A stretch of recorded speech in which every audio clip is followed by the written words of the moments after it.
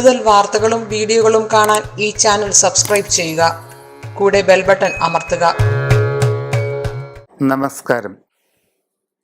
ജ്യോതിഷ പങ്ക്തിയിലേക്ക് പ്രിയപ്പെട്ട എല്ലാ പ്രേക്ഷകർക്കും ഹൃദ്യമായ സ്വാഗതം. അശ്വതി മുതൽ രേവതി വരെയുള്ള 27 നാളുകാരുടെ പൊതുവായ ചില സ്വഭാവങ്ങളും അവരുടെ ഇപ്പോഴുള്ള സമയങ്ങളുമാണ് നാം ഇന്ന് പറയുന്നത്. അനിഴം നാളുകാർ വളരെ പതുങ്ങിയ സ്വഭാവക്കാരായിരിക്കും.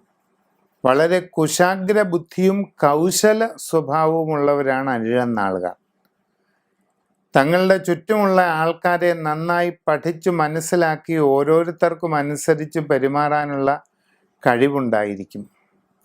എതിർക്കുന്നവരെ വളരെയധികം സൂക്ഷ്മതയോടുകൂടി മനസ്സിലാക്കി അനുനയിപ്പിക്കുവാനുള്ള കഴിവും അനിഴം നാളുകാർക്കുണ്ട്.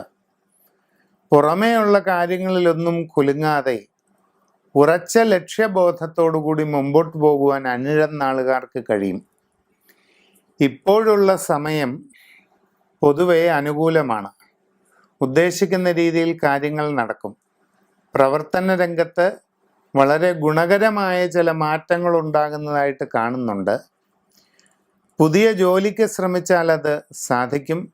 വിദേശ തൊഴിലിന് ശ്രമിക്കുന്നവർക്ക് അതും സാധിക്കുന്നതാണ്. IT മേഖലയിലും മറ്റ് സാങ്കേതിക രംഗത്തും ജോലി ചെയ്യുന്നവർക്ക് അപ്രതീക്ഷിതമായ നേട്ടങ്ങൾ നിങ്ങളെ തേടിയെത്തുന്നതായി മനസ്സിലാക്കാം. ജീവിതത്തിൽ വളരെ കാലമായുള്ള പ്രവർത്തനങ്ങളുടെ മുഴുവൻ ഗുണഫലങ്ങളും താമസിയാതെ കിട്ടിത്തുടങ്ങുന്നതാണ്. നിങ്ങളിൽ ചിലർക്ക് ആഗ്രഹിക്കുന്ന രീതിയിൽ കൂടുതൽ വിസ്തൃതിയും സൗകര്യങ്ങളുമുള്ള പുതിയ ഗൃഹം വാങ്ങിക്കുവാനുള്ള അവസരം കൈവരും.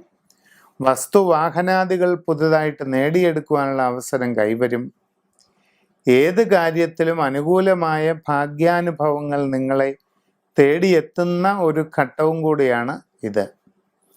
സമ്പൂർണമായ സൂര്യരാശി പ്രശ്നം വച്ച് ഉചിതമായ പരിഹാരങ്ങൾ ചെയ്യുക.